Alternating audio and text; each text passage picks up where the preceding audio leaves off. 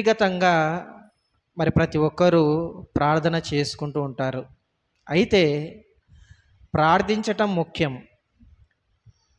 పౌలు గారు క్షమించండి అపోస్తుల కార్యములో పేతురు గారు మాట్లాడుతూ 2వ అధ్యాయము 42వ వచనం, క్రీస్తు యేసులోనికి బాప్తిస్మం పొందిన ప్రతి ఒక్కరూ ఎలాగుండాలో అక్కడ తెలియజేస్తాడు.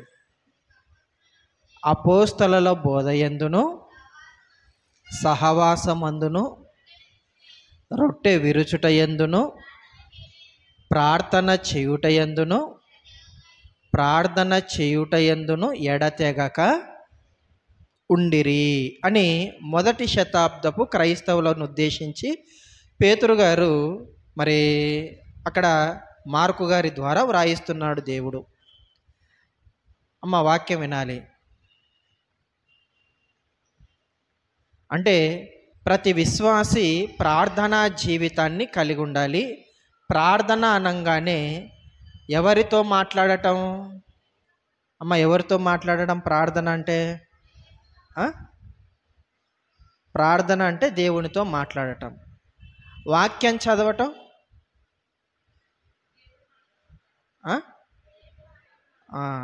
కదా. ప్రార్థన చేయటం మనం దేవునితో మాట్లాడటం. మీరు నాకెళ్ళి చూడాలి, వాక్యం వినాల.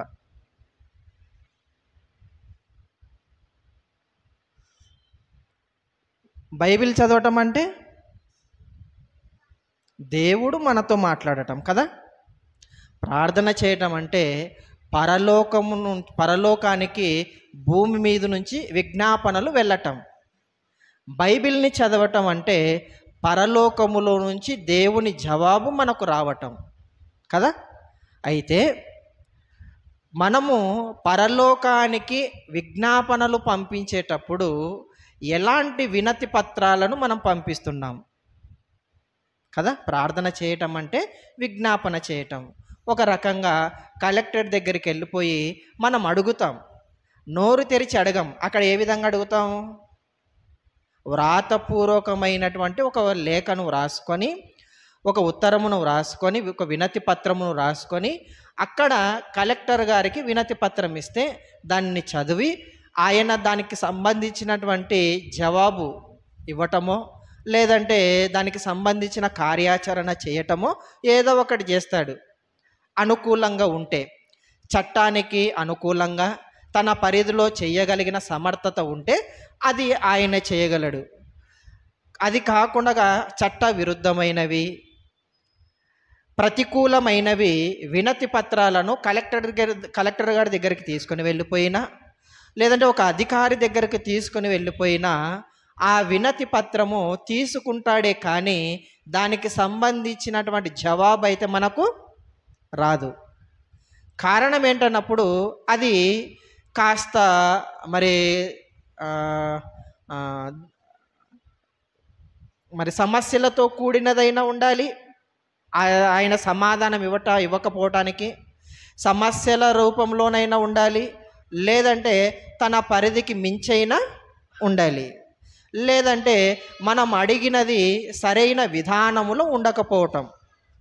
ఈ మూడింటిలో ఏదో ఒకటి జరుగుతుంది ప్రియమైన వాళ్ళరా. అయితే దేవునికి కూడా మనము పరలోకమునికి ఏం చేస్తున్నామంటే ప్రార్థన చేస్తున్నామంటే వినతి పత్రాన్ని పరలోకానికి పంపుతున్నాం కదా.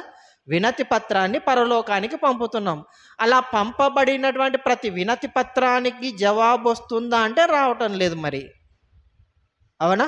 ప్రతి ప్రార్థన వెళ్ళిపోతుంది పరలోకానికి. ఎంతమంది చేస్తున్నారు? కోట్ల మంది చేస్తూనే ఉన్నారు ప్రియమైన వాళ్ళరా. పరలోకంకి వెళ్ళిపోతున్నటువంటి ప్రార్థనలు సుమారుగా కోట్లు. భూమి మీద ఉన్నటువంటి ప్రస్తుత విశ్వాసుల జాబితా ఎంతంటే సుమారుగా 500 కోట్లు అనుకుందాం. క్రైస్తవ జనాభా 500 కోట్లు. ఈ 500 కోట్ల మందిలో సగానికి సగం తీసేసిన ప్రార్థన చేసేటువంటి వారిలో సగం మంది ప్రార్థన చేయకపోయినా మిగతా సగం మంది ప్రార్థనలు ఎక్కడికి వెళ్ళిపోతుంటాయి కదా. పరలోకానికి వెళ్ళిపోవాలన్న ప్రయత్నం చేస్తుంటారు. అయితే ఆ వినతి పత్రాలన్నీ పరలోకానికి పంపబడుతున్నాయి. అలా పంపబడినటువంటి ప్రతి వినతి పత్రానికి జవాబు రావటం లేదు. ప్రతి ప్రార్థన వెళ్ళిపోతుంది. మనం ప్రార్థనలు చేస్తున్నాం, మోకరిస్తున్నాం, ప్రార్థనలు చేస్తున్నాం, ప్రార్థనలు చేస్తున్నాం, కళ్ళు మూసుకుంటున్నాం, కన్నీళ్లతో ప్రార్థన చేస్తున్నారు, ఉపవాసాలతో ప్రార్థనలు చేస్తున్నారు, గోజాడి ప్రార్థనలు చేస్తున్నారు, దినాల కొద్ది ప్రార్థనలు చేస్తున్నారు. అయినా జవాబు రావటం లేదు. జవాబు రావకపోవటానికి గల కారణాలలో ఒక దానిని మనం ఆలోచన చేద్దాం ప్రియులారా. చాలా కారణాలు ఉంటాయి అందులో. జవాబు రాకపోవటానికి చాలా కారణాలు ఉన్నాయి. అయితే ఆ కారణాలలో ఒకదాని గురించి మనం ఆలోచన చేద్దాం. మార్కు సువార్త 10వ అధ్యాయం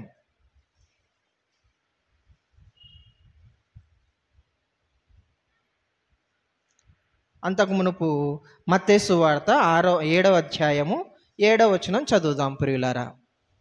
మత్తయి సువార్త 7వ అధ్యాయము 7వ వచనం. అడుగుడి మీకు ఇవ్వబడును. అడుగుడి ఏమి ఇవ్వబడును అంటున్నాడు? మీరేం అడుగుతున్నారో దానికి ఏం సమాధానం ఇవ్వబడుతుంది అంటున్నాడు. మీరు అడగండి, నేను ఇస్తాను అంటున్నాడు యేసుక్రీస్తు వారు. అవునా అమ్మ? వాక్యం వినండి. అడుగుడి మీకు ఇవ్వబడును అన్నాడు. అంటే ఆయన మీరు అడగాలి, మీరు అడిగితేనే కదా నేను ఇచ్చేది అన్నట్టుగా ఇక్కడ వాక్యం ఉంది. మనం కూడా అప్పుడప్పుడు ఎవరైనా మనల్ని అడగకపోతే, వారికి ఏదైనా సహాయం కావాలని మనల్ని అడగకపోతే, వాడు నన్ను అడగలేదు, నేను చేయలేదు అంటుంటారు కదా.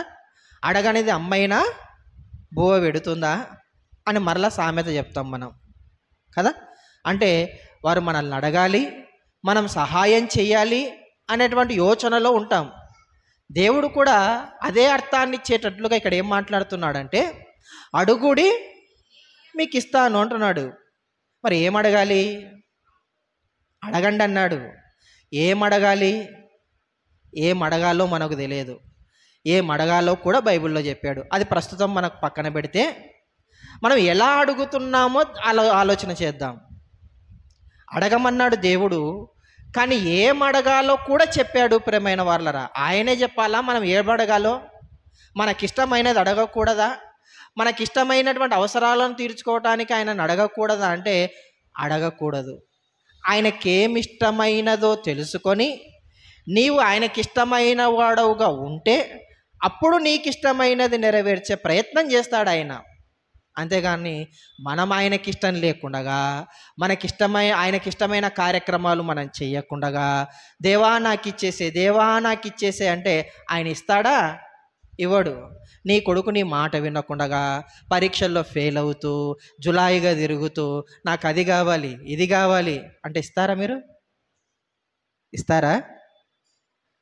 ఇప్పుడు మమకారం ఎక్కువైపోయింది కాబట్టి కదా, ఇప్పుడు ప్రేమలు ఎక్కువైపోయాయి కాబట్టి వాడు జులాయిగా తిరుగుతున్నా, వాడు రౌడీగా తిరుగుతున్నా, వాడికి కావలసినవన్నీ ఇచ్చేసి ఇంకా నాశనం చేసేస్తుంటాం వారి జీవితాన్ని కదా. తెలివైన తల్లిదండ్రులు ఏం చేస్తారంటే అడిగిన ప్రతిదానిని ఇవ్వరు. కారణం ఏంటన్నప్పుడు అడిగినదల్లా ఇవ్వటం వల్ల వాడికి ఏం తెలియదో తెలుసా? విలువ తెలియదు. వాడికి విలువ తెలియక జీవితాన్ని వాడు గడుపుతాడు. కాబట్టి ఆ వస్తువు యొక్క విలువ ఏంటో, డబ్బు యొక్క విలువ ఏంటో తెలియచేయటానికి తల్లిదండ్రులు తపన పడుతుంటారు. ఒక కుమారుడు తల్లిదండ్రుల మాట వినకుండగా వాడు ఫెయిల్ అవుతూ జులాయిగా తిరుగుతూ వానికి ఇష్టానుసారంగా తిరుగుతూ ఉంటే, వాడు నాకు అది కావాలి, ఐఫోన్ కావాలి, ఈ ఫోన్ కావాలి, లేదంటే నాకు పల్సర్ కావాలి, లేదంటే బుల్లెట్ కావాలి అని అడిగాడు అనుకోండి, ఎవరు తెచ్చేవారు? ప్రేమైన వాళ్ళరా, తెలివైన తల్లిదండ్రులు, దేవునికి అనుకూలంగా జీవించాలనుకున్న తల్లిదండ్రులు ఎవరు అలాంటి పని చేయరు. కారణం ఏంటన్నప్పుడు వాడి జీవితం పాడైపోతుంది అని. దేవుడు కూడా మనం అడిగినదల్లా ఇవ్వడు, మనం అడిగేటివన్నీ ఇవ్వడు. ప్రేమైన వాళ్ళరా, మనం అడిగేటివన్నీ ఆయన ఎందుకు ఇవ్వటం లేదో మనం ఆలోచన చేద్దాం. ఈరోజు ఎలా అడుగుతున్నాం, ఏ ఉద్దేశంతో అడుగుతున్నాం, ఇంతకు అడుగుతున్నది కరెక్టా కాదా, అది అడగవలసినదేనా అనేటువంటి ఆలోచన మనకు రావాలి. ఈ ఆలోచన మనకు లేకపోతే మనం స్థాయి మించి మన తల్లిదండ్రులను అడిగితే వాళ్ళు తెచ్చివ్వలేరు, స్థాయికి మించి కదా. వారి ఆర్థిక స్థాయికి మించి అడిగినా తెచ్చివ్వలేరు. మన జీవన విధానం సరిగ్గా లేకపోయినా మనకు ఆ వస్తువు దక్కదు, కుమారుడికి ఆ వస్తువు దక్కదు. ఇక్కడ యేసుక్రీస్తు వారు బ్రతికున్నటువంటి కాలంలో జరిగినటువంటి ఒక సంఘటన, మార్కు సువార్త 10వ అధ్యాయం ఇప్పుడు చదువుదాం. అడగండి మీకు ఇవ్వబడును అన్నాడు కదా మత్తయి సువార్తలో. మార్కు సువార్తలో ఒక తల్లి యేసుక్రీస్తు వారి దగ్గరకు వచ్చి అడుగుతుందట. ఏం అడుగుతుందో చూద్దాం. 10వ అధ్యాయము 35వ వచనం.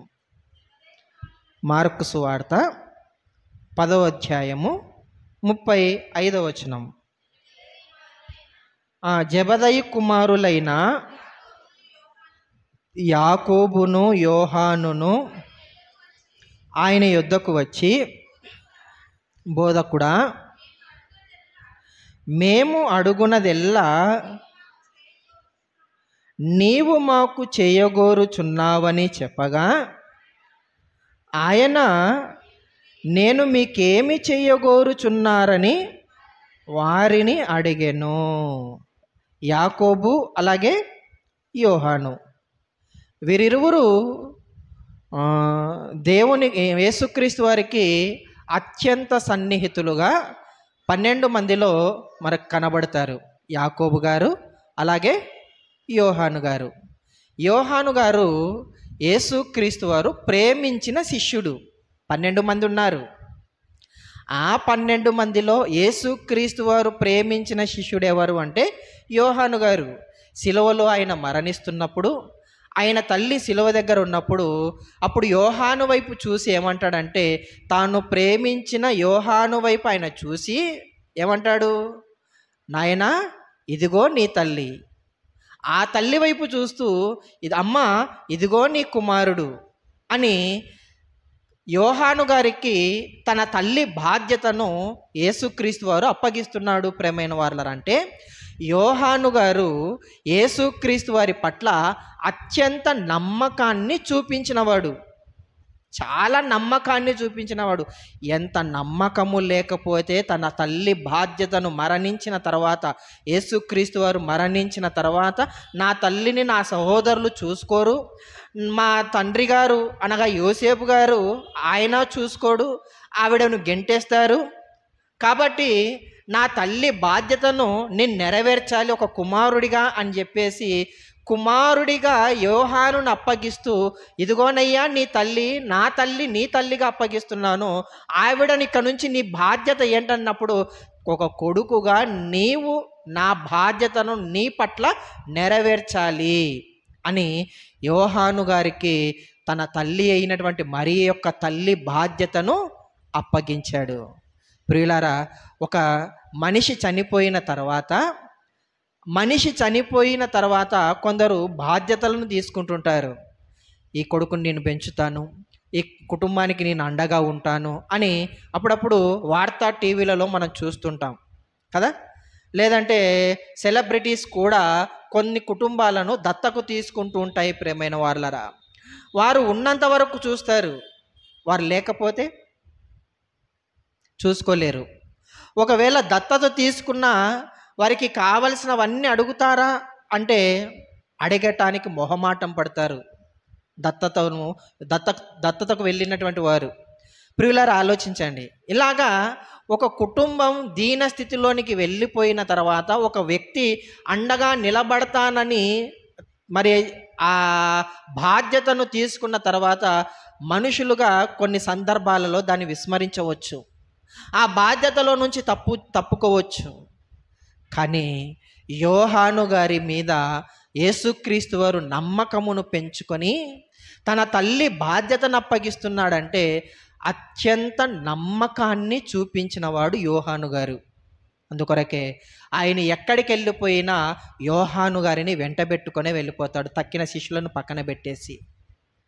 అలా తక్కిన శిష్యులను పక్కన పెట్టేసి వెంట పెట్టుకొని వెళ్ళిపోతున్నాడంటే ఆయనను మాత్రమే నమ్ముతున్నాడు. మిగతా వారిలో ఆ నమ్మకాన్ని చూడలేదు యేసుక్రీస్తు వారు.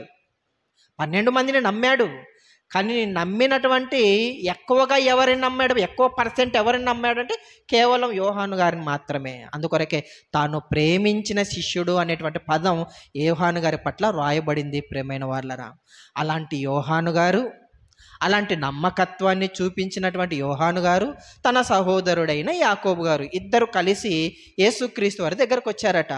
యేసుక్రీస్తు వారి దగ్గరకు వచ్చి ఇద్దరు రాలేదు, మరలా తన తల్లిని వెంట పెట్టుకొని వచ్చారు.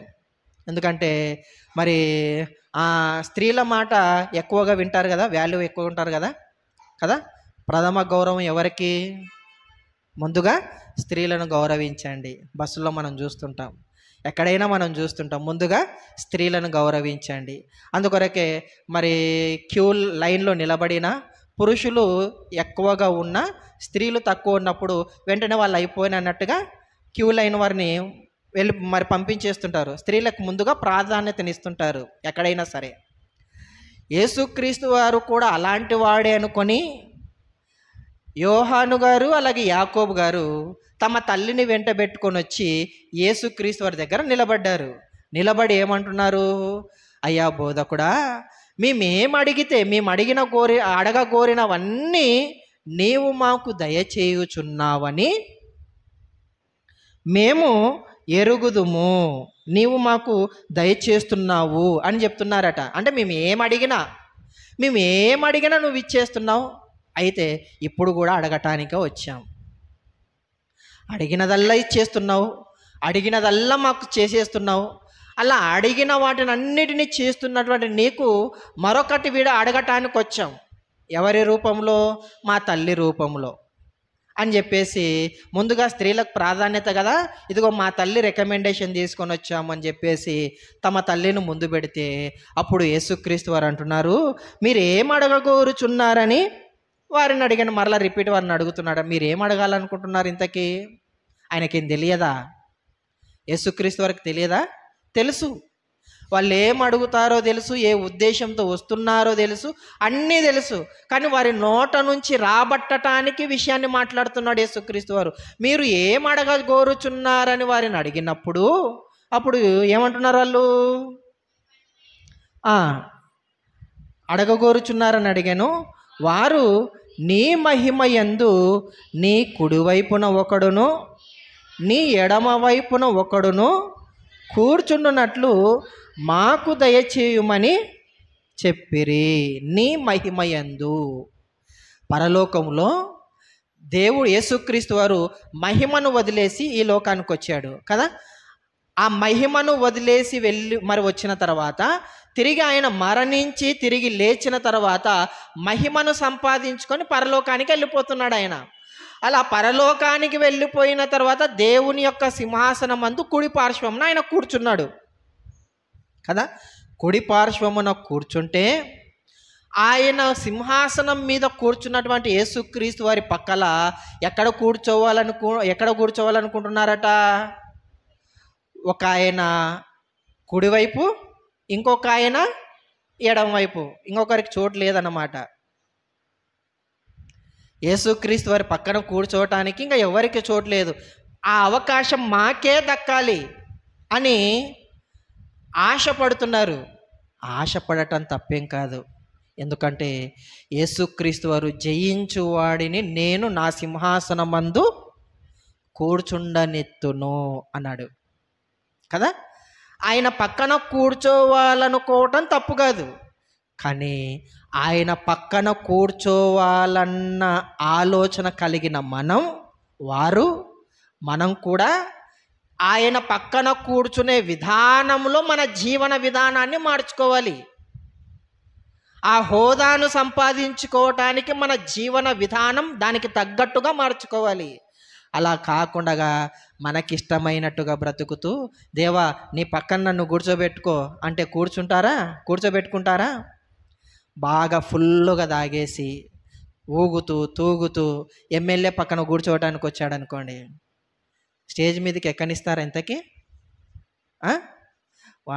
ఎమ్మెల్యే గారి పక్కన కూర్చోవటం కాదు, అసలు స్టేజ్ మీదకి రావటానికే అవకాశం లేదు వాడికి. అవునా? వాడు ఫుల్లుగా నిండుగా తాగేసి ఒళ్ళంతా బట్టలు చింపేసుకొని బురద కొట్టేసుకొని స్టేజ్ మీదకి ఎక్కాలని, నేను ఎమ్మెల్యే పక్కన కూర్చోవాలి, అది నా ఆశ, ఆయన నాకంటే ఇష్టం అని అన్నాడు అనుకోండి, డైలాగులు కొట్టాడు అనుకోండి, కూర్చున్నాను ఇస్తాడా ఎమ్మెల్యే? వాడు అవతారాన్ని చూసి కదా కూర్చొనివ్వడు.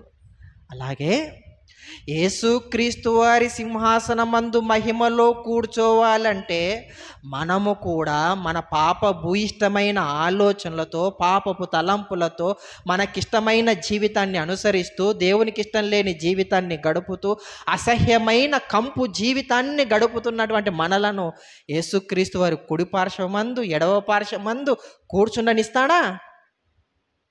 కూర్చుండనివ్వడు. అందుకొరకే అంటున్నాడు, అయ్యా నీ మహిమయందు నీ కుడి పార్శ్వమున నేను, ఎడమ పార్శ్వమున నా తమ్ముడు ఉంటాడు అని యేసుక్రీస్తు వారికి ముందే రికమెండేషన్ పెట్టుకుంటుంటే, వినతి పత్రాన్ని పెట్టుకుంటుంటే, విజ్ఞాపన పెట్టుకుంటుంటే, అప్పుడు యేసుక్రీస్తు వారు అంటున్నారు, ఏమని అంటున్నారు ఆయన? మీరేమి అడుగుచున్నారో మీకు తెలియదు. మీరేం అడుగుతున్నారో మీకు తెలియదు అంటున్నాడు. ప్రియులారా ఆలోచించండి. అంటే యోహాను యాకోబులు సామాన్యులా? అస్సలు సామాన్యులు కాదు. యేసుక్రీస్తు వారి వెంట అహర్నిశలు కష్టపడి, యేసుక్రీస్తు వారు ఎక్కడికి వెళితే అక్కడికి, ఆయన ఉపవాసం ఉంటే ఉపవాసం, వాళ్ళు చేపలు పట్టేటువంటి జీవనాన్ని వదిలేసి తమ జీవితాలను త్యాగం చేసి, తమ కుటుంబాలను త్యాగం చేసి, యేసుక్రీస్తు వారిని వెంబడించి, యేసుక్రీస్తు వారి దగ్గర అత్యంత నమ్మకాన్ని సంపాదించుకున్న 12 మంది శిష్యులు ఉంటే, ఆ 12 మందిలో అత్యంత నమ్మకాన్ని సంపాదించుకున్న వారుగా వీళ్ళను మనం చూస్తాం. ప్రియమైన వాళ్ళరా, అలాంటి వారితో యేసుక్రీస్తు వారు మాట్లాడుతూ ఏమంటున్నారంటే, మీరేం అడుగుతున్నారో మీకేమైనా తెలుసా? మీరేం అడుగుతున్నారు? పోనీ అప్పటికేమైనా జ్ఞానము లేనివారా? అప్పటికేమైనా వాళ్ళు మరి యేసుక్రీస్తు వారి వెంట అనవసరంగా తిరుగుతున్నారా అంటే అనవసరంగా తిరగటం లేదు. ధర్మశాస్త్రాన్ని బాగా చదువుతూ యేసుక్రీస్తు వారి రాక కొరకు ఎదురు చూసినటువంటి నిరీక్షకులు వీళ్ళు. యేసుక్రీస్తు వారు ఎప్పుడు వస్తాడా అని దర్శనం కోసం, ఆ పాత నిబంధన ధర్మశాస్త్రములో ఉంటున్నటువంటి ప్రవచనాల నెరవేర్పు కోసం ఎదురు చూస్తున్నటువంటి మహాభక్తులు. అలాంటి భక్తులు ఏం అడుగుతున్నారో వాళ్ళకే తెలియటం లేదట.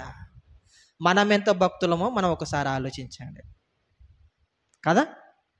అంతటి భక్తులకే, అంతటి మహా నిరీక్షకులైనటువంటి యాకోబు యోహానులకే ఏమడుగుతున్నారో తెలియటం లేదట. మనం కూడా ప్రార్థనలో ఏమడుగుతున్నామో తెలియటం లేదు కనుకనే, ఏమడుగుతున్నామో స్పృహ లేకుండగా, లేదంటే మన ఆలోచనలకు మించి, మన అవసరాలకు మించి, మన స్వార్థపూరితమైనటువంటి ఆలోచనలతో దేవునికి వినతి పత్రాలు పెట్టుకుంటున్నాం కనుక, విజ్ఞాపన ప్రార్థన చేస్తున్నాం కనుక అడిగిన దానికల్లా సమాధానం రావటం లేదు. ప్రేమైన వారలారా, ఇక్కడ యాకోబు యోహాను గారు అడిగారట, యేసుక్రీస్తు వారిని అడిగారట. అలా అడగండి ఇస్తానన్నాడు మత్తయి సువార్తలో. అడుగుతున్నారు వీళ్ళు. మరి అడిగిన తర్వాత ఇవ్వకుండా ఆయన ఏమంటున్నాడో తెలుసా? అది నా చేతుల్లో లేదయ్యా, అసలు మీరేం అడుగుతున్నారో మీకేమైనా తెలుసా అంటున్నాడు ఒక్కటేసారి. ప్రియులారా ఆలోచించండి.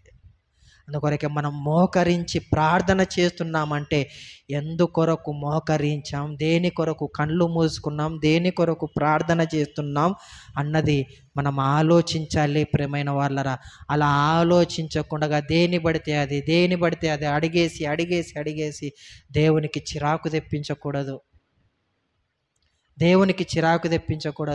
అరే నేను ఇవ్వలేనురా అని అనేటట్టుగా ఉండకూడదు. ప్రియమైన వాళ్ళరా, దేవుణ్ణి అడిగితే అది దేవుడు నాకు దయచేస్తాడు అనేటువంటి నిరీక్షణతోనైనా ఉండాలి, లేదంటే నాకు అవసరమైనప్పుడు దేవుడు ఇస్తాడులే అనేటువంటి విశ్వాసమైన ఉండాలి. అలా కాకుండా స్థాయికి మించి అడుగుతుంటాం. మన విశ్వాస స్థితికి మించి అడుగుతుంటాం ప్రియమైన వాళ్ళరా. విశ్వాస స్థితికి మించి అడిగితే అది మనకు దేవుడు దయచేయడు. నీ టాలెంట్ ఎంతో, నీ సామర్థ్యత ఎంతో, నీ స్థితిగతులు ఎంతో అంతే ఇస్తాడు నీకు సామర్థ్యాన్ని. దేవుడు నా సామర్థ్యాన్ని ఎరిగి దేవుడు నాకు కొంత సామర్థ్యాన్ని ఇస్తాడు, మించి ఇవ్వడు, అడిగినా ఇవ్వడు. ఒకవేళ దాన్ని పొందుకోవాలన్న ప్రయత్నంలో సాధన చేస్తే నాకు ఇస్తాడేమో, కానీ నేను ఈ స్థితిలో ఉండి తక్కువ స్థాయిలో ఉండి ఎక్కువ స్థితిలోనికి వెళ్ళాలన్న ఆలోచన ఉంటే దేవుడు ఇవ్వడు ప్రియమైన వాళ్ళరా. అందుకొరకే యేసుక్రీస్తు వారు ఒక ఉపమానాన్ని చెప్తాడు. ఒకడికి 5 తలాంతులు ఇచ్చాడట, మరొకడికి 3 తలాంతులు, మరొకడికి 1 తలాంతు కదా. ఇలా ముగ్గురికి తలాంతులు ఇచ్చాడు. ఒకడికి 5 తలాంతులు ఇచ్చాడు, ఒకడికి 3 ఇచ్చాడు, ఒకడికి 1 ఇచ్చాడు. 1 ఇచ్చిన వాడికి 5 ఎందుకు ఇవ్వలేదు? మీరు ఆలోచించండి. అమ్మ, 1 ఇచ్చిన వాడికి 5 తలాంతులు ఎందుకు ఇవ్వలేదు అంటే, 5 తలాంతులు వాడికి ఎందుకు ఇవ్వలేదంటే, 1 తలాంతుకే న్యాయం చేయలేని వాడు 5 తలాంతులకు న్యాయం చేస్తాడా?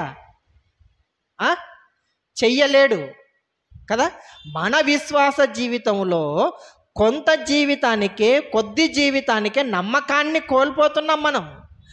కొద్ది జీవితంలోనే నమ్మకాన్ని కోల్పోతున్నటువంటి మనకు ఎక్కువ బాధ్యతను ఎలా ఇస్తాడు దేవుడు?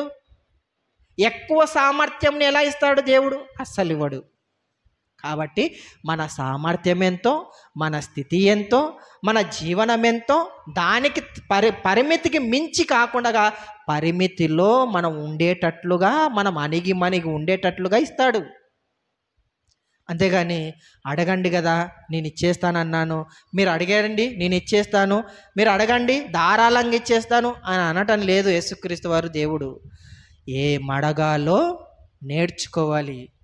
యాకోబు సహోదరులు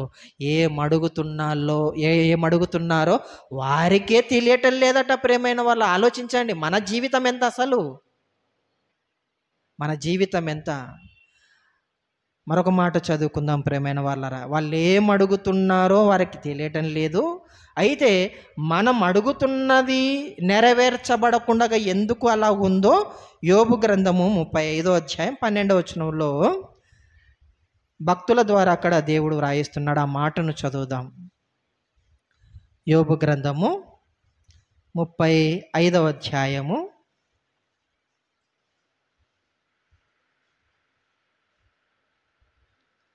12వ వచనం. 35వ అధ్యాయము 12వ వచనము చదువుదాం ప్రియులారా. కాగా వారు దుష్టులైన మనుషుల గర్వమును బట్టి మొరపెట్టుదురు గాని ఆయన ప్రత్యుత్తరమిచ్చుట లేదు. ఎలాగడుగుతున్నామట మనం? ఎలాగడుగుతున్నామటమ్మా? మనము దుష్టులైన మనుషుల గర్వమును బట్టి మొరపెట్టుచున్నాము. అంటే గర్వాన్ని బట్టి ఏం చేస్తున్నామట? మొరపెడుతున్నామట.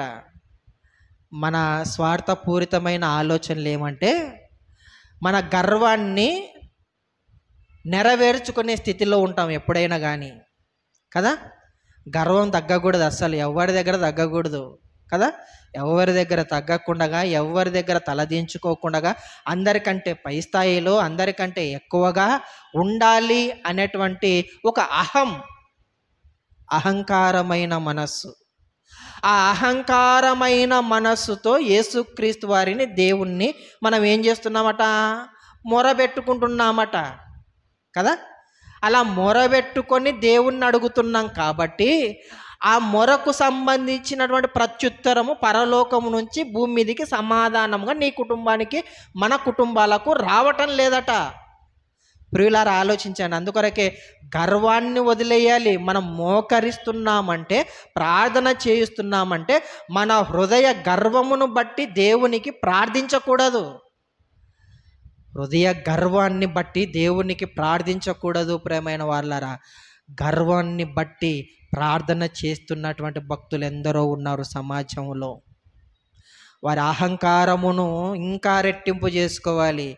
అహం తగ్గకూడదు అస్సలు, గర్వం తగ్గకూడదు అస్సలు, నా గౌరవానికి ఎలాంటి భంగం కలగకూడదు. కాబట్టి ఆ గౌరవములో గర్వంగా నేను బ్రతకాలన్నటువంటి ఆలోచనతో గర్వ హృదయులై దేవుని ఎదుట ప్రార్థన చేస్తున్నారట. అలా గర్వ హృదయులైనటువంటి వారి మొరను దేవుడు అస్సలు వినటం లేదట. ప్రేమైన వాళ్ళరా, ప్రత్యుత్తరం ఇవ్వటం లేదట. వినతి పత్రాలన్నీ వెళ్ళిపోతాయి కలెక్టర్ గారి దగ్గరికి. కొన్నింటిని మాత్రమే తన టేబుల్ మీద పెట్టుకుంటాడు. మిగతా వినతి పత్రాలన్నీ ఏమైపోతాయి? ఒక మూలన పడి ఉంటాయి, అంతే. ఒక మూలన ఉంటాయి. వాటిని తీస్తారా? తీయరు. సమాధానం ఇస్తారా? ఇవ్వరు. ప్రేమైన వాళ్ళరా, ఎంతకాలం ఇచ్చిందయ్యా అని మనం ఎంత మొర్ర పెట్టుకున్నా దానికి సమాధానం రాదు. కారణం, నెరవేర్చాలన్న కోరిక వరకు లేదు. దేవుడు నీ కోరిక, నా కోరిక నెరవేర్చాలంటే నీ హృదయ గర్వాన్ని బట్టి నువ్వు ప్రార్థించకూడదు.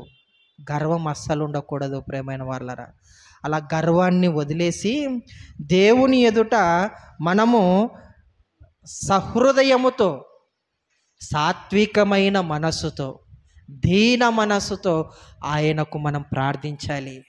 అంతేగాని మన స్టేటస్ తగ్గకూడదన్నటువంటి ఆలోచనతో ప్రార్థించకూడదు. చాలామంది దానికోసమే కదా వెంపర్లాడేది. దానికోసమే ప్రేమైన వాళ్ళరా, ఎదుటివారు నెక్లెస్ తెచ్చుకున్నారు, ఇప్పుడు మనకేమైపోయింది? చిన్నగా అయిపోయాం మనం కదా. వారి ఎదుట మనం చిన్నబుచ్చుకోకుండా మనం కూడా ఏం తెచ్చుకోవాలి ఇప్పుడు?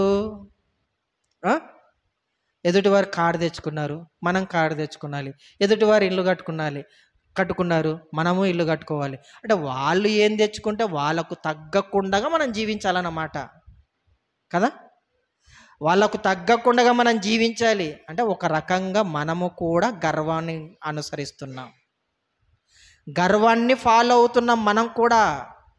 కాబట్టి ఆ గర్వం ఉండకూడదు. ప్రేమైన వాళ్ళరా, ఎదుటివారు ఏం తెచ్చుకుంటే మనకేంటి, తీసుకోకపోతే మనకేంటి, మనకు అవసరమా కాదా అది ఆలోచించాలి. వాళ్ళకు అవసరమై ఉండి అది తెచ్చుకున్నారు, మనకు అది అవసరం లేదు. మనకు అవసరమైనది అడగాలి. అంతేగాని వాళ్ళది తెచ్చుకున్నారు, వీళ్ళది తెచ్చుకున్నారు, వాళ్ళకు తగ్గట్టుగా నేనుండాలి అనేటువంటి ఆలోచనతో వాళ్ళను మరి సాటి పెట్టుకొని మనము కూడా వారు గర్వించి బ్రతుకుతున్నట్టుగా మనం కూడా గర్వాన్ని ఫాలో అవ్వకూడదు. ప్రేమైన వాళ్ళరా, గర్వాన్ని బట్టి దేవునికి మనం ప్రార్థన చేయకూడదట. చరిత్రలో ఒక సంఘటన జరిగింది. దావీదు మహారాజు ఆయన అంత్యదినాలలో ఉన్నాడు. ప్రేమైన వాళ్ళరా, అలా అంటే అంత్యదినాలలో అంటే మరణకాలానికి దగ్గరగా ఉన్నాడు. మరణకాలానికి దగ్గరగా ఉంటున్నటువంటి దావీదు గారికి ఇంకా బలం రావాలి, లేదంటే ఆయన మరణశయ్య మీద వెట్టతో బ్రతుకుతున్నటువంటి ఆయనకు వెట్టను కలిగించాలన్నటువంటి ఆలోచనతో ఏం చేస్తారంటే, తమ దగ్గర ఉన్నటువంటి సైనికులు ఈ వృద్ధాప దశలో, ఈ ముసలి ప్రాయంలో మరణ కాలానికి దగ్గర పడుతున్నటువంటి ఆయనకు పెళ్ళి అవసరమా అమ్మ? పెళ్ళి అవసరమా? అవసరం లేదు. కానీ పక్కనున్నటువంటి మంత్రివర్యులు, సైనికులు ఏమైనా ఆలోచన చేస్తారంటే, అతనికి ఉన్నటువంటి ఆ వెట్ట నుంచి బయటికి రప్పించటానికి పెళ్ళి చేద్దాం అని ఆలోచించి దేశమంతా తిరుగుతారు. రాజుకు తగ్గట్టుగా దొరకాలి కదా అమ్మాయి కదా, రాజుకు తగ్గట్టుగా దొరకాలి. కొంచెం కూడా వంక పెట్టుకోవటానికి ఉండకూడదట. ఎవరికి? రాజు భార్యకి. రాణిని చూసినప్పుడు ఏ విధంగా ఉండాలి? ఒక వేలెత్తి చూపటానికి ఒక వంక కూడా ఉండకూడదు. అలాంటి అందమైన అమ్మాయిని చూడటానికి వెళ్ళిపోయారు సైనికులు, లేదంటే సైన్యాధిపతులు, మంత్రివర్యులు. అలా వెళ్ళిపోయిన తర్వాత ఒకానొక ప్రాంతానికి వెళ్ళిపోయిన తర్వాత అభిషగు అనేటువంటి ఒక అమ్మాయిని చూస్తారు. ఆ అమ్మాయిని తీసుకొని వచ్చి దావీదు గారికి అప్పగిస్తారు. ప్రేమైన వాళ్ళరా, అలా దావీదు గారికి అప్పగించిన తర్వాత దావీదు గారు ఆమె పట్ల సహృదయంతో మెలుగుతాడు. లేదంటే ఆవిడ పట్ల గౌరవంగానే ఉంటాడు, ఆవిడను ముట్టడు అస్సలు. ఎందుకంటే పూర్వం ఒక తప్పు చేశాడు, ఆ తప్పు మరలా పునరావృతం కాకూడదు. ఒకరి భార్యను తన దగ్గరకు రప్పించుకున్నాడు కాబట్టి ఒకనాడు నేను తప్పు చేశాను, ఇక నాకు చాలా తప్పు చాలు అని చెప్పేసి మిగతా తప్పు చేయకుండా, మిగతా ఆ పొరపాటు చేయకుండా దావీదు గారు సైన్యాధిపతిలో ఒక అమ్మాయిని తీసుకొని వచ్చిన ఆవిడను ముట్టకుండా ఆవిడ పట్ల గౌరవంగానే మెలుగుతాడు, గౌరవంగానే చూస్తాడు. అలా గౌరవంగా చూసినటువంటి ఆవిడ తనకు కావలసిన సపర్యలు చేస్తూనే ఉంటుంది. ఆవిడను చూస్తూ ఆయన కాస్త కొంతకాలం బ్రతుకుతాడు. అలా బ్రతికిన తర్వాత కొద్ది కాలానికి ఆయన మరణిస్తాడు. మరణించిన తర్వాత ఇప్పుడు అబీషగు ఏమైపోయింది? విధవరాలైపోయింది కదా, భర్త లేనివాడుగా మారిపోయింది. ఏ సుఖానికి నోచుకోకుండా తన జీవితాన్ని విధవరాలుగా మార్చేసుకుంది. అలా విధవరాలుగా మార్చబడినటువంటి ఆవిడ మరొకరికి భార్య కావాలన్న ఆలోచన ఉంటుందా, ఉండదా? కానీ ఆవిడకి లేదు. ఆవిడకి అలాంటి ఆలోచన లేకుండా సహృదయంతో తన భర్త దావీదే అని చెప్పేసి సర్వాన్ని అప్పగించుకున్న తర్వాత, సర్వము దాసోహమైపోయిన తర్వాత ఇక అబీషగు అనేటువంటి ఆ అమ్మాయి ఎవరిని చూడటానికి ఇష్టపడదు. అయితే అబీషగు అనేటువంటి దావీదు భార్య మీద ఎవరు తప్పుడు ఆలోచన కలిగి ఉంటారంటే దావీదు కుమారుడైన అదోనియా. ఆలోచించండి. అంటే తన కొడుకే తన భార్య మీద దురాలోచనతో ఉన్నాడు. అలా దురాలోచనతో ఉన్నటువంటి ఆయన ఎప్పటి నుంచో దురాలోచనతో ఉన్నాడు. దావీదు చచ్చిపోయాడు. ఇక దావీదు చచ్చిపోయిన తర్వాత వరుసకు చిన్నమ్మ అవుతుంది. చిన్నమ్మని ఎవరైనా కావాలనుకుంటారా? ఎంత దురాలోచనది కదా. చట్టపరమైన విరుద్ధం, ప్రకృతి విరుద్ధం, మానవ నైతిక విలువలకు విరుద్ధం ప్రియమైన వాళ్ళరా. అలాంటి విరుద్ధమైన ఆలోచన కలిగినటువంటి అదోనియా సొలొమోను గారి దగ్గరికి తన తల్లి అయినటువంటి ఆవిడ దగ్గరకు వెళ్ళిపోయి అదోనియా ఏమని వినతి పెట్టుకుంటాడంటే, ఏమని మొరబెట్టుకుంటాడంటే, నాకు అబీషగు అనే అమ్మాయి కావాలి అని కోరుకుంటాడు. అంటే వీడు ఏం అడుగుతున్నాడో వీడికి ఏమైనా తెలుసా? ఆలోచించండి ప్రియమైన వాళ్ళరా. ఎందుకు చెప్తున్నానంటే ఈ సందర్భాన్ని మనం ఏం అడుగుతున్నామో కాస్త ఆలోచనలో ఉండాలి మనం. ఇక్కడ యాకోబు సహోదరులు యేసుక్రీస్తు వారి దగ్గరకు వచ్చి ఏమడుగుతున్నారో వారికి తెలియటం లేదు. నీ మహిమలో నేను కుడి పార్శ్వమున ఒకడు, ఎడమ పార్శ్వమున ఒకడు ఉండాలి, మిగతా 12 మంది ఏం గతి కావాలి, వాళ్ళ నీ ఇష్టం అని అంటున్నారు. అంటే ఏం అడుగుతున్నారో వారికి తెలియటం లేదన్నమాట.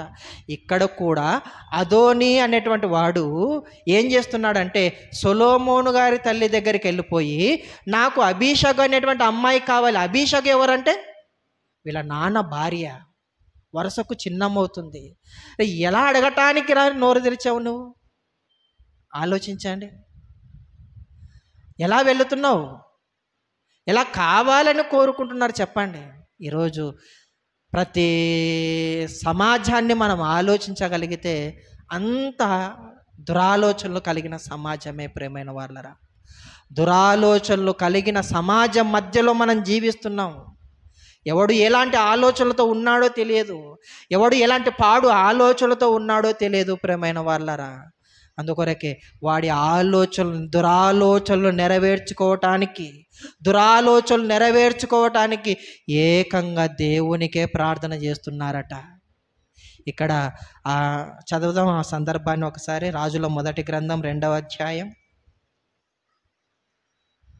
రాజుల మొదటి గ్రంథము 2వ అధ్యాయము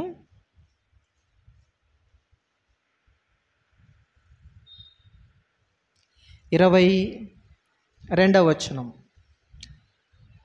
20 నుంచి చదువుదామమ్మా.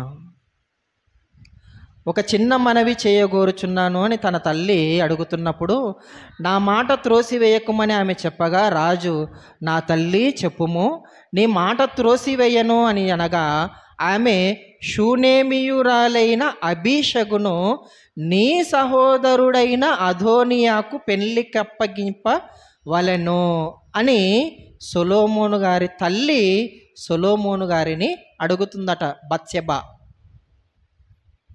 ప్రియులారా, ఆలోచించండి. ఈ బత్షెబ అనేటువంటి ఆవిడ అదోని వాడికి ఏమవుతుందంటే వాడికి కూడా తల్లి వరసే. ఈవిడ కూడా అడగరానిదే అడుగుతుంది చూడండి. ఈవిడకి చెల్లెలు అవుతుంది, అభిషేక్ అమ్మాయి వరుసకు చెల్లి వరుస అవుతుంది, వాడికి చిన్నమ్మ అవుతుంది. వాడి చిన్నమ్మను వానికి పెళ్ళినిచ్చి చేద్దాం అని ఎవరిని అడుగుతుంది? తన కొడుకు అయినటువంటి సొలొమోను గారిని అడుగుతుంది. ప్రేమైన వాళ్ళరా, వాడు తెలివి లేకుండా వచ్చి అడిగాడు, బాగానే ఉంది. మరి ఈవిడ తెలివి ఏమైపోయింది? ఈవిడ తెలివి ఏమైపోయింది చెప్పండి. ప్రియులారా, ఆలోచించండి. వాడు ఒక తల్లిని కోరుకుంటున్నాడంటే మరొక తల్లిని విడిచిపెడతాడా వాడు? అదంతా దురాలోచన కలిగి ఉంటే రేపు నా దగ్గర కూడా వాడు వస్తాడు కదా అనే ఆలోచన ఈవిడకి రావాలి కదా. ఆలోచన రావటం లేదు ఈవిడకి. ఇలాంటి దురాలోచన కలిగిన వాడిని నువ్వు ఏం చేస్తావో చేసేయి అని రాజుగా సొలొమోను గారిని అడగలితే చక్కటి సమాధానం ఇవ్వగలడేమో. కానీ బత్షెబ ఆవిడ కొరకు అదోనియా కొరకు సొలొమోను గారి దగ్గరకు వచ్చి అడుగుతుందట, నీ తల్లినైన నేను ఒక విజ్ఞాపన మొరపెట్టుకుంటున్నాను, నా మాటను త్రోసివేయకయ్యా అని అడుగుతుందట. ఇంతకు అడగవలసినదేనా? అది అడగవలసిన కోరికేనా? కాదు కదా. వచ్చి అడిగిన తర్వాత సొలొమోను గారు ఏమంటున్నారు చూడండి. 22వ వచనం. అందుకు రాజైన సొలొమోను షూనేమియురాలైన అబీషగును మాత్రమే అదోనియా కొరకు అడుగుట ఎలా? అతడు నా అన్న కాబట్టి అతని కొరకు యాజకుడైన అబ్యాతారు కొరకును సెరియా కుమారుడైన యోవాబు కొరకును రాజ్యమును అడుగుమని తన తల్లితో చెప్పెను. ప్రియులారా, ఆలోచించండి. వాడు నా అన్న కాబట్టి వాడి నా చిన్నమ్మని ఇవ్వమంటున్నావు. పోనీ వాడి పక్కన ఉన్నాడు కదా, వాడి పక్కన ఉన్నటువంటి వారికి సగం రాజ్యం ఏమైనా ఇచ్చేద్దామా చెప్పండి? ఆ రాజ్యంలో మనం కూడా ఉందాం, మనం కూడా వెళ్ళిపోదాం చెప్పండి. ఆలోచించండి ప్రియమైన వాళ్ళరా, ఏం అడుగుతున్నారో ఎవరికి అర్థం కావటం లేదు. ఆవిడ తల్లిగా ఒక కొడుకుని అడగవలసిన మాటేనాది? కాదది. అడగవలసిన కోరిక కాదు ప్రియమైన వాళ్ళరా. ఒక చిన్నమ్మను కావాలని అడగవలసిన కోరికనా వీడు అదోని అనేవాడు? అడగవలసిన కోరిక కాదు ప్రియమైన వాళ్ళరా. ఈరోజు దేవుణ్ణి కూడా మనం ఏ విధంగా అడుగుతున్నామో తెలుసా? అడగకూడని కోరికలు అడిగి దేవుణ్ణి విసిగిస్తున్నాం. ఆ సొలొమోను గారి కోరిక అడిగేసరికి తన తల్లి తనతో అనేసరికి కోపం నడినెత్తి మీదకి వెళ్ళిపోయింది ప్రియమైన వాళ్ళ. నడిమినెత్తి మీదకి వెళ్ళిపోయి ఈరోజు రాత్రి కల్లా వాడి ప్రాణం నిలబడితే ఒట్టు అన్నాడు. వాడి ప్రాణం 2 రోజుల కల్లా నిలబడితే ఒట్టు అన్నాడు. వాడు ఎక్కడ ఉన్నవాడిని చంపేస్తాను, ఖచ్చితంగా చంపేస్తాను అని చెప్పేసి అదోని అనే వాడిని, తప్పుడు కోరిక దురాలోచన కలిగిన వాడిని తన ఖడ్గము చేత తెగ నరికేశాడు ప్రియమైన వాళ్ళారా. ఈరోజు మనం కూడా అడగకూడని కోరికలే అడుగుతున్నాం. యాకోబు పత్రిక 4వ అధ్యాయము 3వ వచనం త్వరగా చదువుకుందామమ్మా. మీరు అడిగినను మీ భోగముల నిమిత్తము వినియోగించుటకై మీరు అడిగినను మీ భోగముల నిమిత్తము వినియోగించుటకై దురుద్దేశముతో అడుగుదురు గనుక మీకేమీ దొరుకుటలేదు అంటున్నాడు. ప్రియులారా, ఆలోచించండి. ఏ ఉద్దేశంతో అడుగుతున్నామట? మన భోగములను నెరవేర్చుకోవటానికి అడుగుతున్నామట. భోగములు అంటే కోరిక. ఒక్కొక్కరిది ఒక్కొక్క కోరిక, అవునా? ఒక్కొక్కరిది ఒక్కొక్క కోరిక. ఒకడు డబ్బు కావాలని కోరుకుంటాడు, ఒకడు బంగారు కావాలని కోరుకుంటాడు, ఒకడు ఉద్యోగం కావాలని కోరుకుంటారు, ఒకరు ఆస్తి కావాలని కోరుకుంటారు, ఒకడు పంట బాగా ఫలించాలని కోరుకుంటారు, ఒకరు కుటుంబం అభివృద్ధిలోనికి రావాలని కోరుకుంటాడు, ఒకడు దురాలోచన కలిగిన వాడు ఆ అమ్మాయి నా సొంతం కావాలనుకుంటాడు, ఆ అబ్బాయి నా సొంతం కావాలనుకుంటుంది స్త్రీ.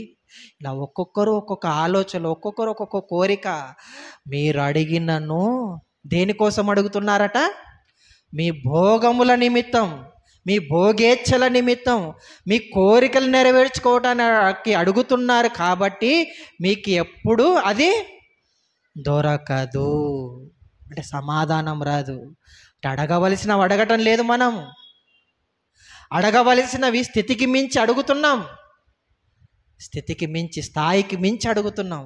మన స్థితి ఏంటో, మన స్థాయి ఏంటో, మన విశ్వాస జీవితం ఎంతో దాని పరిధికి మించి మనం అడగకూడదు ప్రేమైన వాళ్ళరా. విశ్వాసానికి మించి అడగకూడదు ప్రేమైన వాళ్ళరా. అంతేకాని మించి అడిగితే దేవుడు మనకు అస్సలు ఇవ్వడు. కనుక అడగవలసినవి అడగాలే కానీ అడగకూడనివి అడగకూడదు. యోహాను శిష్యులు, యోహాను సహోదరులు వచ్చారు, అడగవలసినది అడగకుండా, అడగవలసినది ఏంటో తెలియకుండా, వాళ్ళకు తెలియకుండానే అడిగేశారట. మనం కూడా మనకు తెలియకుండా అడగకూడదు. ఏం అడుగుతున్నామో కాస్త తెలుసుకో. అప్పుడప్పుడు అంటుంటారు కదా, భార్య భర్తను అడిగినప్పుడు నీకేమైనా అర్థం ఉందా, ఏం అడుగుతున్నావు నువ్వు ఇంతకీ అని అంటాం. భర్త పొరపాటున ఏదైనా అన్నప్పుడు మరి భార్య అంటుంది అదే మాట. భార్య ఏమైనా తప్పు చేసినప్పుడు, ఏదైనా పొరపాటుగా అడిగినప్పుడు భర్త అదే మాట అంటాడు.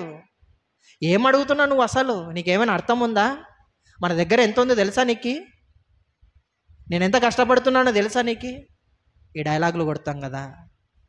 మరి దేవుడు, నీవే అలాంటి ఆలోచనతో మాట్లాడినప్పుడు మరి దేవుడు స్థితికి మించి మనం అడుగుతున్నప్పుడు, కోరికలు నెరవేర్చుకోవటానికి, భోగేచ్ఛలు నెరవేర్చుకోవటానికి దేవుని దగ్గర వినతి పత్రం పెట్టుకుంటే ఆ వినతి పత్రాన్ని చించి చెత్తబుట్టలో పాడేస్తాడు ప్రేమైన వాళ్ళారు. అందుకొరకే ప్రతి ప్రార్థన దేవునికి అనుకూలంగా ఉండాలి కానీ ప్రతికూలంగా ఉండకూడదు. అనుకూలమైన ప్రార్థనలు చేయాలి, దేవునికి అనుకూలమైన ప్రార్థనలు చేయాలి. అది దేవుడు మెచ్చాలి, దానికి తగిన సమాధానం మనకు రావాలి. ఒకవేళ మనం అడగవలసినది అడుగుతున్నాం అయినా మనకు దొరకటం లేదనుకోండి, ఏం చేయాలో తెలుసా?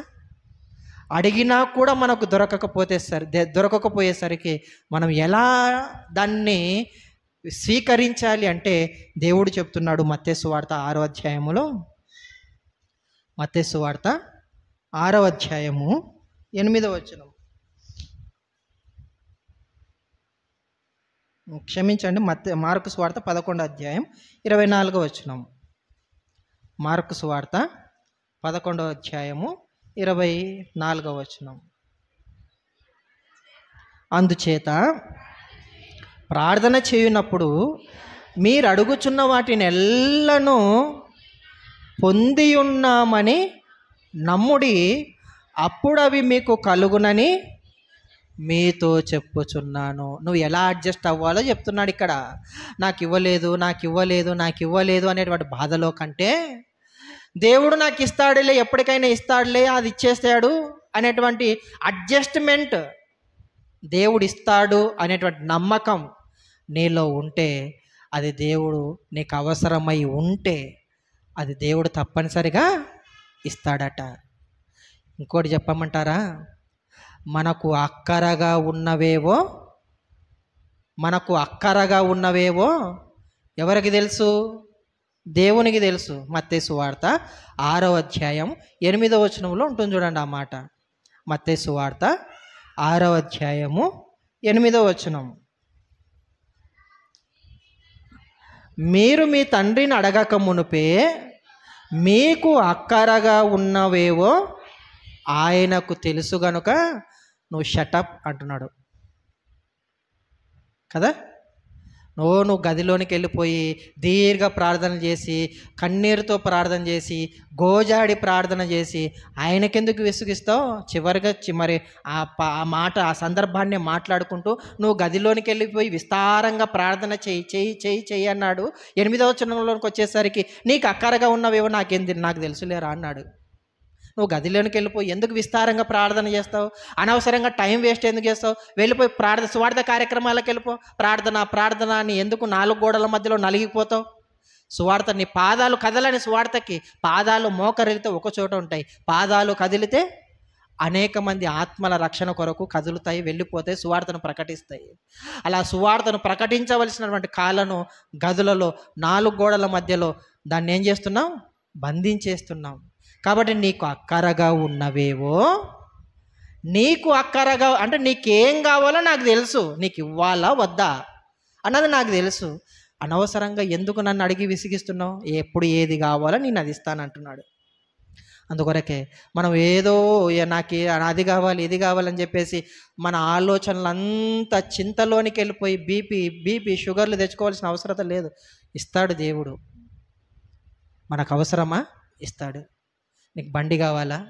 సువార్త కొరక ఇస్తాడు. నీకు ఇంకేదైనా అవసరమా? ఇస్తాడు. నీకు అవసరమైనది ఏదో ఇస్తాడు, అక్కరగా ఉన్నదేదో ఇస్తాడు. ఇచ్చిన తర్వాత చెయ్యి అంటాడు. చేస్తావు మరి? చాలామంది నాకు అది కావాలి, బండి కావాలని ప్రార్థన చేస్తారు. ఏదో ఒక రూపంలో దేవుడు ఇచ్చేస్తాడు. ఇచ్చిన తర్వాత సువార్తకి వెళ్తాడంటే వెళ్ళాడు. మరి ఎందుకు ఇచ్చాడు బండి? వెళ్ళటానికి ఇచ్చాడు. వెళ్ళకుండా ఏం చేస్తున్నారు? ఇలా చాలామంది నాకు దేవుడు అది కానీ ఇచ్చేస్తే చాలా కార్యక్రమాలు చేస్తానంటారు. ఏం చేయరు వచ్చిన తర్వాత? ప్రియులారా ఆలోచించండి. అందుకొరకే అక్కరగా ఉన్నవేంటో ఆయనకు తెలుసు, ఆయన ఇస్తాడు. ఇచ్చిన తర్వాత చేయమంటాడు. చేస్తావా చేయవా నీ ఇష్టం. అది చేస్తే ప్రతిఫలాన్ని పొందుకుంటారు, చేయకపోతే ఏం పొందుకుంటారు? ప్రతిఫలం వస్తుందా? పని చేస్తేనే కదా ప్రతిఫలం. పని చేయకపోతే జీతం ఇస్తాడా పనివాడు? ఇవ్వడు. మరి దేవుడు కూడా పరలోకం అనే ప్రతిఫలాన్ని మనకి ఇస్తాడా? ఇవ్వడు. దానికి తగ్గట్టుగా శిక్ష వేస్తాడు. కనుక ప్రియమైన వాళ్ళు ఆలోచించండి. అడగమన్నాడు కదా అని చెప్పేసి ప్రతిదానిని అడగొద్దండి. ఏం అడగాలో తెలుసుకోండి. మీ తల్లిదండ్రులను కూడా సొలొమోను గారి సందర్భాన్ని ఎందుకు చెప్పానంటే, మీరు మీ తల్లిదండ్రులను, మీ భర్తలను, భార్యలను అడుగుతున్నప్పుడు కూడా ఏం అడుగుతున్నారో కాస్త స్పృహలో ఉండి ఆలోచించి అడగండి. అంతేగాని మించి ఆలోచించి అడిగారనుకోండి, యేసుక్రీస్తు వారు అన్నట్టుగా మీరేం అడుగుతున్నారో మీకు తెలియదు, మీరు కూడా తెలియకుండా అడుగుతున్నారు. తెలియకుండా అడిగితే ఆయన కూడా నా భార్య అడిగింది కదా అని చెప్పేసి ఆయన కూడా కష్టపడి నీకు తెచ్చిస్తాడు, తొందరగా వెళ్ళిపోతాడు. ఏం లాభం? గోల్డ్ మెడల్ ఊడిపోతుంది. ఒకరోజు గోల్డ్ మెడల్ వేసుకుంటాం, ఆ గోల్డ్ మెడల్ తొందరగా తెంపుకుంటారా? మీ ఇష్టం చెప్పండి. అలాగే చంపుకుంటున్నారు చాలామంది భర్తలను విసిగించి నానా రంపాన పెట్టి ఆయనకు అన్ని రోగాలు రప్పించి, రోగాలు ఎవరో కాదు మనమే రప్పిస్తున్నాం కదా, ఆ రోగాలను రప్పించి తొందరగా చచ్చిపోయేలా చేసి చివరికి మనమే గుండెలను బాదుకుంటాం. ఏం దేవుడా ఇంత అన్యాయం చేసి అంటే మళ్ళీ దేవుడికే అన్యాయం, దేవుడే అన్యాయం. ఆలోచించండి. అలా కాకుండా అడగవలసినది ఏదో అడగండి.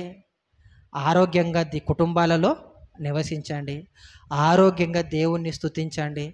దేవుని వలన అనేకమైన ప్రతిఫలాలను భూమి మీద మనకు అక్కరగా ఉన్నవేవో ఆయనకు తెలుసు కాబట్టి, ఎప్పుడేది ఇవ్వాలో ఆయనకు తెలుసు కాబట్టి అది దయచేస్తాడు. దాని వలన తృప్తి కలిగి, అన్న వస్త్రములతో తృప్తి కలిగి సంతోషంగా జీవిద్దాం. అలాంటి ధన్యతను దేవుడు మనకు అనుగ్రహించాలని కోరుతూ, అలాంటి మంచి మనసుతోనే మీరు ప్రార్థన చేయాలని ప్రేమతో కోరుతూ ఈ నా మాటలను ఇంతటితో ముగిస్తున్నాను.